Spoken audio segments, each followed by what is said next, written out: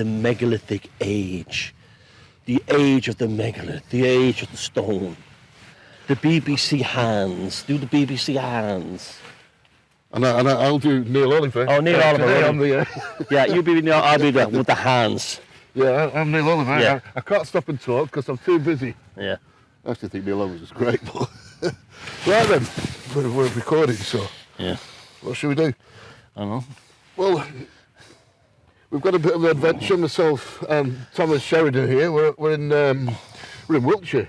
This is the famous Avebury Avenue. We're here because we're working on a joint project together, so we just thought we would say hello. So hello, Thomas. Hello, Neil. Hello, Avebury again. It's wonderful, beautiful place. Yeah, nice atmospheric morning. Well, we're here working on a secret project which will be announced very soon, and it'll be very exciting, and it's Beyond Room 313 channel, and it's a corporation of the people on Beyond 313 and Neil, myself here, Megalithic World, and stay tuned, you'll enjoy it because we're going to take you on a tour de force of the ancient, the mythological and the magical. It's a really exciting project we're embarking on, and shouldn't be long. And also at the conference in September, hopefully we'll be able to announce it all then, won't we? And go into some detail. I'll have my BBC hands. Then came the megalithic age. Now then, Lovely smashing great. Yeah. Look what you would have done.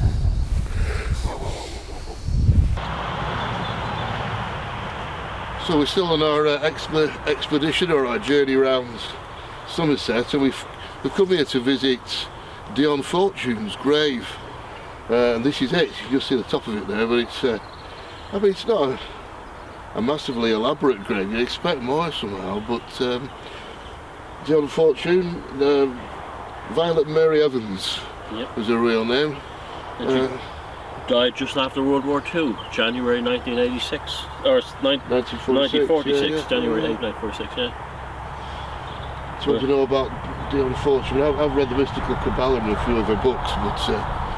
yeah, very interesting woman. I mean, she did her work at the time of the English witchcraft laws, where if she was to come out and straightway say things, she could risk going to prison. So instead she wrote a lot through fiction, and it was a kind of like, in the same way, you know, Dennis Wheatley blew things through things like his novels. Her books like The Demon Lover, they were kind of like whistleblowers. And The Sea Princess. Big time. And she was a member of the Society, founder of the Society of Light, and they were involved in the magical Battle of Great Britain, where her, Gerald Gardner and some others went during the height of the Blitz in 1940, only 5 years before she died, and basically put up a magical shield against the Third Reich, because Lewis Spence had written a book in 1940 or 1939 called The Magical World of the Third Reich, or something like that, and it was warning that the Third Reich were not just a political system, they were a spiritual and magical occult society. So Lewis Spence and Gardner wrote this, and Gardner and Dion Fortune took this very seriously. So they used to go onto the White Cliffs of Dover and do magical operations. You can actually buy the book, the Magical Battle, Great Battle of Britain. And apparently these were very intense, very involved rituals, and just about everybody involved in them died quite shortly afterwards, except Gardner was the only one who lived for any length of time afterwards. He moved to the Alamo? Yeah, the rest all died very, like some of them died that were there. The less famous ones died almost instantaneously from the intensity of the rituals. So the intensity, you don't think it was that comeback, because we know that the Nazis were involved in with the Annenberg and such like. So you don't think it was a retaliation from well, it possibly was, because there would have been going on over there. It would have been like, well, she wrote the book Psychic Attack, so there would have been psychic attack warfare. And you know from Dennis Wheatley's book Strange Conflict, how the sort of like there was a battle of World War II took place in the astral realms. You know, so that went on. Now her book Psychic Attack's very interesting. It's a much more complex book than you think it's going to be. It's basically essays dealing on a lot of topics around esotericism.